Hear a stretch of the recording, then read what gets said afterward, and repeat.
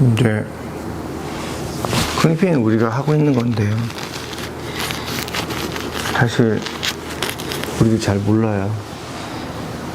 이제 크로닉 페인에 대해서 분명히 다른 건 알지만 크로닉 페인에 대해서 그 갖고 있는 범위나 리셉터들이나 이러한 그 패스웨이들이나 이런 것들이 너무 복잡하기 때문에 정확히 저걸 알지도 못할 뿐더러, 그리고 알아봤자 저것들이 갖고 있는 게 예를 들어서 뭐 안강 하면 FMS를 잘하는 사람, 하지만 내가 뭐 부인도 있고 결혼도 했고 애도 있고 운전도 할 줄 알고 다 할 줄 알잖아요. 그래서 어느 하나로 저런 것들을 정의를 할 수가 없어요. 그래서 이 너브셀이라는, 이게 브레인이라는 하나하나, 로커스라는 하나하나는 어느 하나 일을 하는 게 아니라 다양한 일을 하는데 그 중에 하나가 대표될 뿐이에요. 그래서 우리가 알고 있는 지식도 사실 껍데기에 불과하고, 그거가 이제 파면 팔수록 점점 더 힘들어지고 복잡해지는 부분이 많아요. 근데 다행스러운 거는 상당히 많은 게 밝혀져 가고 있어요. 그러니까 다시 말해서 사람들이 만성통증에 대해서 안다. 아니, 첫 번째 통증에 대해서 안다.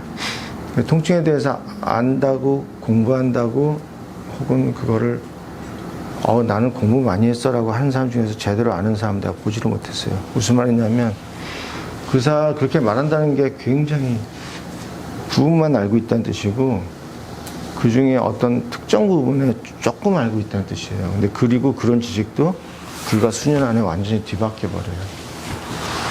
그 때문에 계속 집중하고 여기에 시간 투자하자는 잘 몰라요. 그래서 자신 있다고 하는 부분이기도 하지만 자신 없다고 하는 부분이기도 한 게 크로닉 페인입니다. 왜 그러냐면 크로닉 페인이라고 하는 거가 시작된 거는 페리페랄에도 물론 변화가 있지만 주로는 센츄럴의 변화가 되면서부터 크로닉 페인이 시작되는 거고요. 페인이란 자체는 어쨌든 페리페랄에서 해결되는 문제는 아닙니다. 일단 페인에서 가장 중요한 건 이제 페인이 모듈 이제 변화되는 과정을 좀 아셔야 되는, 변화할 수 있는 변수들.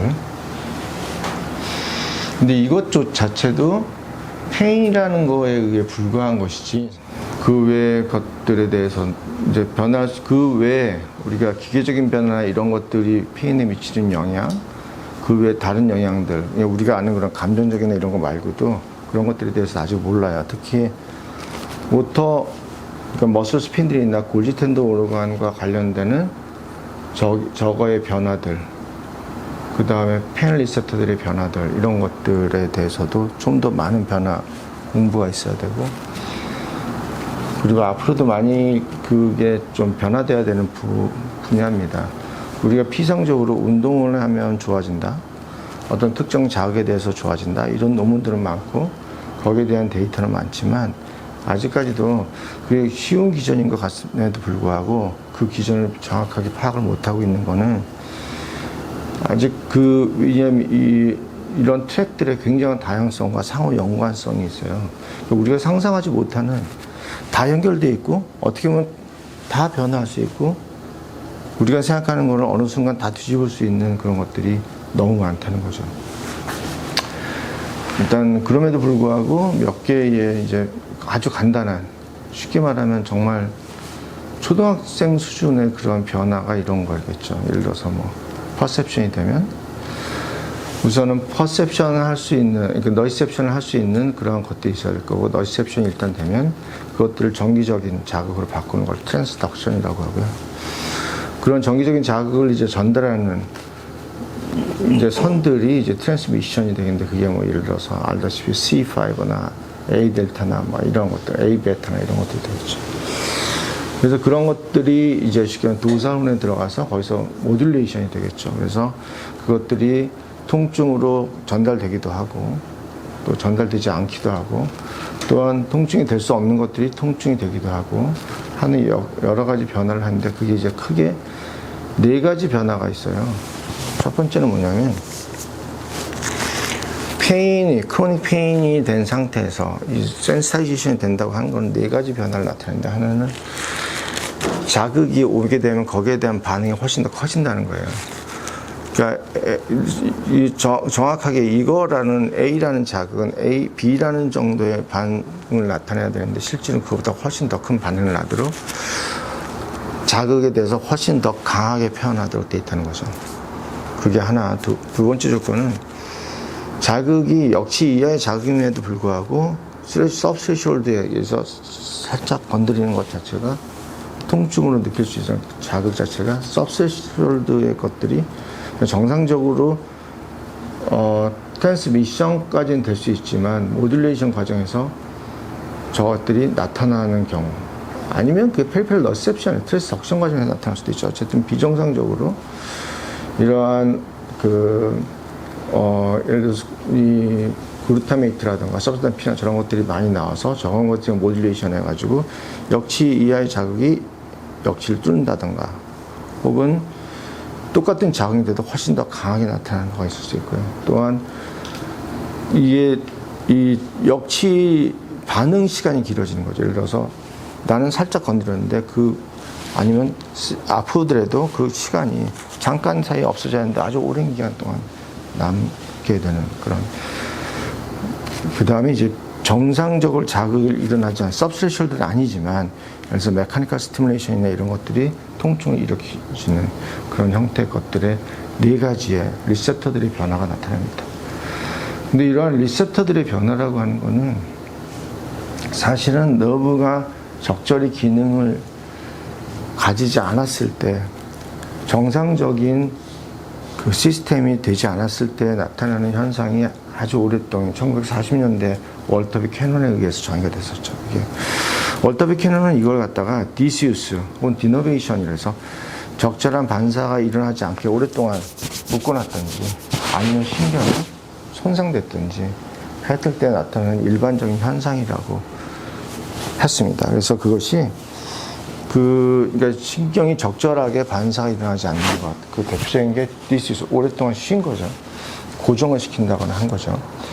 그 다음에 또 신경의 일부가 손상 혹은 전부의 손상이 있었을 때 나타나는 변화라고 얘기를 했는데 그것이 이제 지금이라는 거는 감작이라는 거하고 어떻게 보면 비슷한 편이라고 볼 수도 있습니다. 이것이 그 다음에 또 그 다른 면에서는 좀 더 정확한 의미에서는 뉴럴 플라스티시티라고 하는 개념하고도 비슷한 개념인 것이죠. 여기서는 어떤 식으로도요. 그러니까 디스유스 여기서 조금 더 나가면 잘못된 유스 이런 자체도 이러한 변화가 나타난다고 하는 것이고 그 다음에 큰 인저리, 마이너 인저리 이런 것들 자체가 이런 변화를 끌어낼 수 있다는 하나의 큰 생리학적인 큰 변화로 생각하셔야 된단 말입니다. 그래서 여기서 이제 너시셉션이 들어오게 되면 너시셉션이라는 게 아시다시피 unmyelinated fiber에 의한 너시셉션이 이것이 보통의 일반적으로 우리가 아는 크로닉 페인에서의 너시셉션입니다. 여기에 더해서 알로디니아 형태에서 정상적으로 나타나지 않은 A 파이버, 특히 A 베타 파이버 이것들이 통증을 나타내게 되는 것은 우리가 이것도 크로닉 페인에서 나타나는 하나의 전형적인 현상이죠. 아까 말했듯이 리셉터들의 변화가 정상적으로 나타나지 않아야 되는 것들을 나타나게 하거나 통증 자체를 훨씬 더 강하게 전달하는데 이러한 변화가 되는 데는 여러 가지가 있다는 거죠. 그래서 트랜스석션에서 될 수도 있고 트랜스미션에서 될 수 있고 그 다음에 가장 많이 되는 건 모듈레이션 되는 과정이죠. 그래서 그것이 퍼셉션 되는 과정에서 다시 한번 걸릴 거고 그 모듈레이션은 퍼셉션 되는 과정에서 메카니컬 리셉터나 혹은 페인 리셉터들에 의해서 디센딩 이니비터리 시스템을 가동시키기 때문에 또 다른 모듈레이션이 되는 거죠. 이러한 사이클의 변화가 오는 거죠. 그리고 이것이 크로닉한 상태가 되면 이제 조금 더 나오겠지만 보다 다른 변화를 나타낸다. 그러니까 크로닉 상태가 됐다는 얘기는 아까 말했듯이 그 캐논은 주장하는 것이 뭐냐면 디노베이션 혹은 디스유스 하이퍼센시티비티가 왔다는 거고 그 다음에 또 과거에 그 주로 패트릭 월이나 이런 사람들에 의해서 브레인이라는 거에 대해서 잘 알지 못했던 그런 경우에서는 웰작이나 이런 사람들이 감작이라는 얘기를 했던 거고, 그 다음에 최근에 들어서는 뉴럴 플라스티시티라고 하는 것들인 거고, 이것이 일련의 용어는 다르지만 똑같은 변화를 얘기하는 것입니다. 이거를 좀 잘 이해를 하셔야 될 것 같습니다. 그리고 이러한 변화는 실제로 페인 리셉터의 변화만이 아니고 메카노 리셉터의 변화까지 다 포함되는 것이고요. 그것이 이 센시타이제이션의 개념에서는 페인 리셉터들을 주로 얘기했지만, 이게 플라스티시티 개념에서는 모든 리셉터가 포함되는 거고요. 실제로 캐넌스 로우도 모든 수용체의 변화를 얘기하는 겁니다. 기계적이나 화학적이나 하는 모든 수용체의 변화를 얘기하는 거기 때문에 일련의 변화들이 다 온다는 걸 꼭 아셔야 됩니다. 이제 도살혼이죠. 여러분이 알고 있죠. 모듈레이션이 되는 핵, 도살혼이죠. 여기서 보면 이제 여기서 아까 말씀드렸듯이 여기 이런 이 패스웨이 너시셉터들 막거나 이니비션하는 너시셉터, 특히 글루타메이트로 서브스탄스 P로 대치되는 너시셉션을 증가시키는 거, 그 다음에 가바, 세로토닌으로 증가되는 이니비션하는 것, 또 저런 것들 이니비션하도록 도와주는 섹스 호르몬들, 옥시토신 같은 거, 이런 것들이 이제 여기에 각각의 영향을 다 미치겠죠. 어쨌든 릴레이 되는 것들은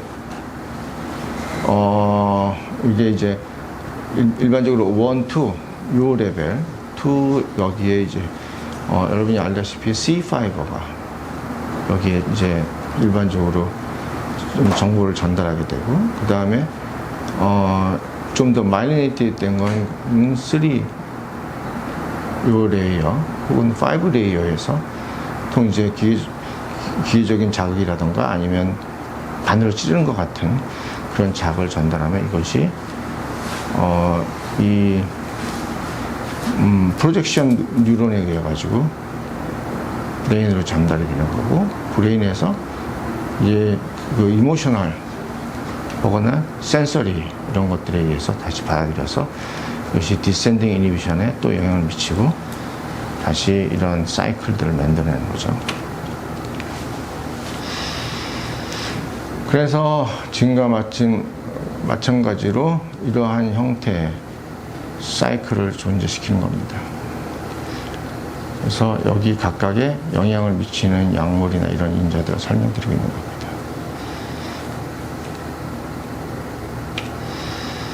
그 다음에 이 도살론 서킷에 각각의 약물이나 이러한 트랙들 혹은 인터뉴런이 미치는 영향들을 설명드리고 있습니다. 이러한 것들이 가능하면 얼마나 많은 다양한 변화가 페인을 모듈레이션 하는데 영향을 미치는지, 이거가 단지 브레인이 아니라 이런 도살론 자체에서 나타나는 형태가 엄청나게 다양하다는 걸 꼭 이해하셔야 됩니다. 그래서 알면 알수록 더 모르는 게 많고, 그런 건 아니지만 알면 알수록 좀 도움은 되겠지만 공부할 게 점점 많아지는 게 이 부분이에요.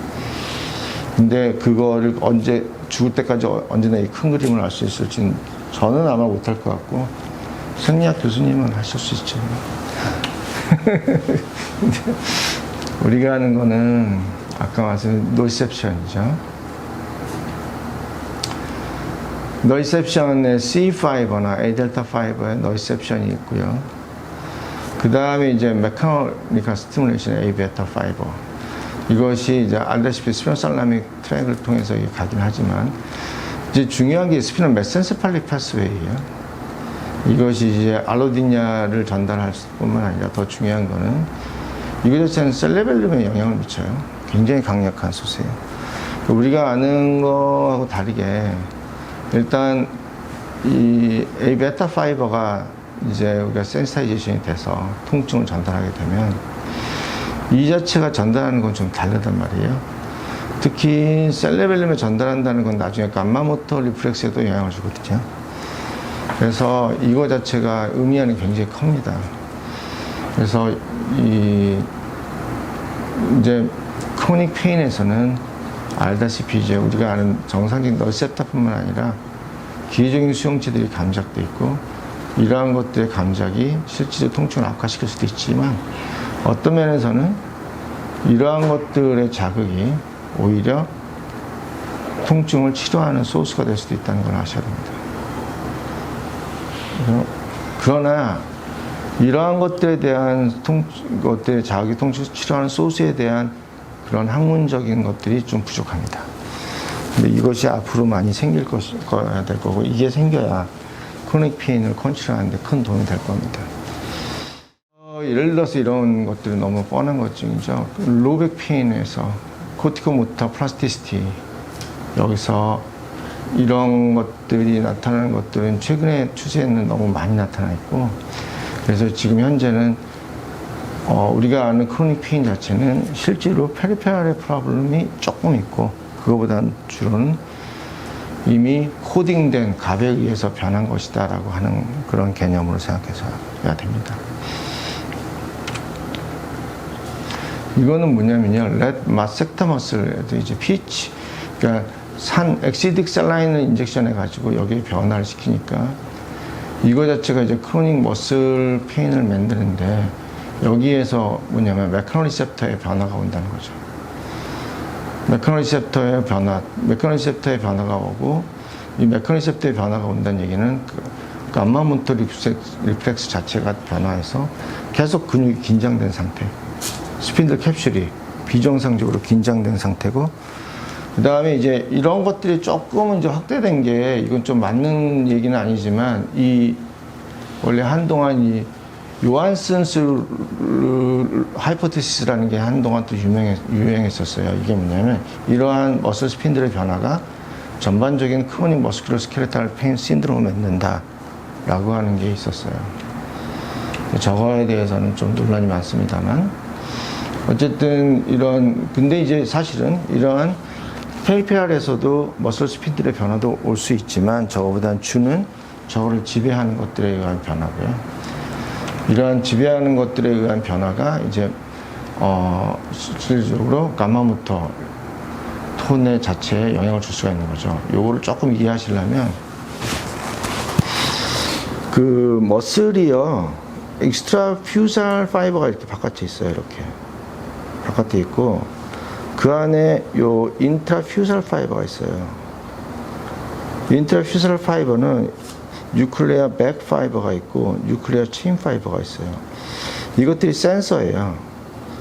그래서 이 센서들이 여기 근육이 신전되는 거, 갑자기 신전되는 거, 유지하는 거, 이런 정보를 보내요. 그럼 그 정보를 머리에서 받아서 다시 이 정보를 가지고 다시 가마모터 뉴런이라는 거에서 보내면, 이거 자체가 감마모터 뉴런하고 알파모터 뉴런에서 보면 이것 자체가 다시 이거를 모듈레이션 시켜요. 그러니까 이 알파모터 뉴런은 익스트라 퓨절 파이버를 이렇게 신전시키는 거고, 감마모터 뉴런은 인트라 퓨절에서 이 바깥에 끝에 있죠. 요 끝에부터 여기 이너베이션을 해요. 그래서 이것들이 딱 여기서 신전을 시켜요. 그럼 그 근육이 딱 신전할 때 알파하고 감마하고 같이 신전시키지만, 이 안에 인터퓨잘, 여기에 있는 그 센서들이 이거를 감작을 할 때 이 감마모터 톤에 의해서 결정이 돼요. 옆 끝에 있는 얘네들이 신전을 확 시켜도 요만큼 액션을 하느냐, 요만큼 액션을 하느냐에 따라 가지고 다른 형태의 것들이 센서리로 전달이 되겠죠. 그러면 거기에 의해서 다시 또 표현이 돼 가지고 여기에서 신전시키는 전체 값을 또 변화시키겠죠. 그래서 이런 변화가 만성적으로 어떤 형태의 것들을 만들 수 있다고 하는 일종의 실험적인 것 중에 하나가 이거예요. 이거는 실험으로 만든 거죠. 산에 넣어가지고. 근데 저런 것들이 크로닉하게 많이 있다라고 하는 게, 이제 이런 것들이 뭘 지배했냐면은 트리거 포인트라고 하는 거에서 또 그거를 근간으로 하는 하나의 학설이 된 거죠. 트리거 포인트는 틀린다는 게 아니라, 그것은 페리페랄에 있는 일부만을 본 거고, 그것이 이제 적다는 거죠. 그리고 그게 센츄라에서 리셋이 되면 금방 풀어줄 수 있기 때문에 그 자체가 변화할 수 있는 것이고, 그 고정된 병이 아니라는 건데, 이제 처음에 이런 이 트리거 포인트에 대한 그 머슬에 대해서 공부했던 머슬 피지올로지나 이런 분들은 그렇게 생각을 안 했던 것이 컸어요. 어쨌든 이런 변화가 있다는 거고, 이것도 역시 센츄럴이 입력된 값에 의해서 변화되는 것이다 라고 하는 것입니다. 그리고 이건 역시 아까 셀레벨룸에 의해서, 셀레벨룸 뿐만 아니라 다른 트랙들에 의해서 조절을 받는데, 이것 역시 아까 말씀드렸듯이 메카노 리셉터의 A베타 파이버 같은 것들에 의해서 영향을 또 받는다는 겁니다. 그 다음에 사이렌트 리셉터라고 하는 거가 1980년대 개념들이 많았는데요. 이게 센서리 유니트의 일부 그룹들에는요, 실제로는 잠자고 있었단 말이에요. 아무것도 일을 안 하고 있는 것처럼 느꼈는데, 센서리 1, 2, 3, 4가 있는데, 원래 이것들이 비슷하게 분포돼 있지만, 이런 숄더 같은 거 1, 2가 많고요. 니 같은 거 3, 4가 센서리가 많은데, 얘네들이 잠자고 있었다가 이것들이 계속 통증이 오거나 자극이 되면 이런 센서 유니트이 액티베이션 된다는 거예요. 이것들을 이제 사일런트 리셉터라고 하거든요. 그래서 이러한 것들에 의해서 통증이 비정상적으로 생기고 이러한 또 인플라메이션이 생기면 이러한 것들이 더 악화되기 때문에 비정상적인 통증이 악화된다는 겁니다. 이건 제가 다 안 읽어봐서 나중에 읽어보려고 제가 처리해놓고 다 안 읽어봤어요. 아침에 읽다 말았습니다. 너무 어렵고 많아가지고. 그래서 케너스 로우입니다. 케너스 로우에서 우리가 얘기하는 거는 여기서 나타나는 건 다죠. 리셉터들의 하이퍼 센시티비티가 있기 때문에 머슬 컨트랙처가 오는 거고요. 텐던의 엔세스 체인지가 오는 거라는 거죠. 그리고 그다음 스킨도 역시 이제 두껍게 만져질 수 없고, 떡이하고, 트로픽 체인지도 올 수 있고 하는 것들이요. 리셉터들이 다 변화라는 뜻이죠. 그리고 이러한 변화가 오래됐을 때, 이러한 엔세스 패시가 나타나는 거고, 그 다음에 이제, 아까 말했듯이 머슬들도 이제 아까 말씀드린 머슬 톤의 변화가 좀 더 장기적으로 일어날 수 있는 거죠. 이거는 페리페럴에서 본 면입니다. 이거는 아까 아까 설명드린 겁니다. 그 다음에 이제 요거는 우리가 이제 이런 것들도 뭐 살펴야 될 것 중에 하나라서, 앞으로 해야 될 것 중에 하나라서, 여기서는 옥시토신이라고 하는 거예요. 특히 이제 뭐 손으로 터치하거나 아주 부드럽게 해서 루틴소체나 이런 것들을 갖다가 자극했을 때 이런 것들 옥시토신이 흘러나올 수 있다는 것이고, 옥시토신이 나와서 이것들이 우리가 이제 가바너직 액티비티나 이런 것들을 유발시켜서 이것들이 페인을 릴리브하게 된다는 그런 이론 중에 하나입니다. 그래서 이거는 뭐냐면 마사지나 이런 것들이 되는 건데요. 여기서 이제 보면 프롤락틴이나 옥시토신이, 프롤락틴은 통증 유발하는 걸로 알고 있는데 나중에 제가 좀 찾아보겠습니다. 어쨌든 여기서는 이 사람은요, 뭐 이런 조그만 이렇게 동그란 기계 같은 거를 무릎 안쪽에다, 우리하고 좀 비슷해요. 피라미달 톤 패치라고 하는 걸 붙여가지고 이것에 의한 메카니컬 자극에 의해 가지고 옥시토신이 흘러나와서 통증을 조절한다고 이제 하고, 이런 기구를 개발한 사람들의 그 이론 중에 하나예요. 근데 이건 아주 부분적인 거, 그리고 또 사실은 뭐 하지만 비교적 이런 것들을 좀 디테일하게 누가 믿을 수 있게 해놓은 거죠. 예를 들어 다른 카이로프락틱이나 뭐 이런 똑같이 메카니컬 스티뮬레이션을 자극해서 나온 리설트들은 약간 좀 소설 같기도 하고 좀 믿지 못할 내용들이 많은데, 비교적 요건 사실은 뭐 전부도 아니고, 사실은 이거는 좀 어떻게 보면 어떤 부분에서는 마이너고 좀 별 볼 일 없지만 비교적 읽으면서 사람들이 그래 과학적이구나, 억셉터블 하구나 라고 느낄 수 있게 썼다는 거예요. 그래서 우리가 앞으로의 논문이 이런 방향으로 써야 될 것 같다고 해가지고 제가 요거를 이제 올렸습니다. 그게 이제 이런 내용들이 앞으로 봐야 될 건데, 저도 좀 공부를 해야 될 겁니다. 이제 어쨌든 로스실드 언마네트 메카노 어플란트 모듈레이트 이제 페인을 조절할 수 있거나 이제 한다는 것들이라든가 이런 변화들은 좀 몇몇 논문들이 있고요. 그러나 이제 저희가 얘기했던 파시아나 이런 거를 통해 가지고 이제 기회적인 통한 기회적인 자극이 어떻게 페인을 릴리브하고 크로닉 페인을 어떻게 변화시키냐 하는 거에 대한 논문은 사실 거의 없어요. 이제 그거를 저희가 찾고 만들어야 되는 것 중에 하나입니다. 그래서 근데 이제 그런 논문 시도가 없었다는 거일 뿐이지 사실 충분히 나올 만한 근거는 많기 때문에 때에 따라서는 동물 실험부터 할 수도 있고 우리 뭘부터 할 수도 있지만 하여튼 기전을 밝혀야 되죠. 그래서 우리가 하는 거는 주로 크게 제가 하는 거 크게 세 가지예요. 페리오스티얼 스티뮬레이션은 이제 메카니컬 스티뮬레이션 되지만 아까 말했듯이 그 C 파이버 특히 이런 어떤 면에서는 약간 손상을 주면서 C 파이버가 하는 메카노 어퍼런트와 같은 그런 자극이 될 수도 있고 또 C 파이버 자체도 페인 모듈레이션 할 수 있거든요. 그래서 이런 것들에 대한 것들이 이제 하나 이제 우리가 손상된 걸 회복하려고 하는 그런 거에 의해서 페리오스탈 스티뮬레이션 하는 것들에 대한 자극이 우리 자극이 주가 되는 거고요.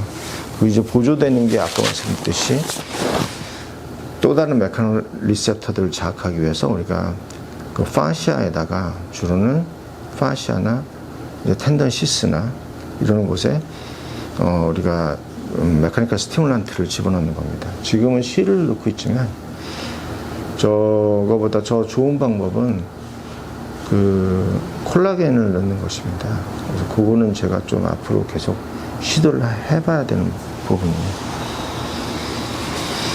그래서 그리고 이제 그런 걸 하기 전에 그런 걸 병행하면서 우리가 꼭 해야 되는 게 메카노 리셉터들의 이러한 자극이 크로닉 페인의 전체적인 저런 트랙의 변화를 오게 되고 저걸로 인해서 페인이 모듈레이션 될 수 있고 특히 감마모토 톤이 좋아진다는 거 우리가 실을 넣거나 할 때 감마모토 톤이 좋아진 걸 제일 먼저 확인하거든요. 그래서 그거 자체를 입증하는 게 우선은 세오리컬하게 만들고 입증하는 게 제일 큰 우리가 해야 되는 겁니다.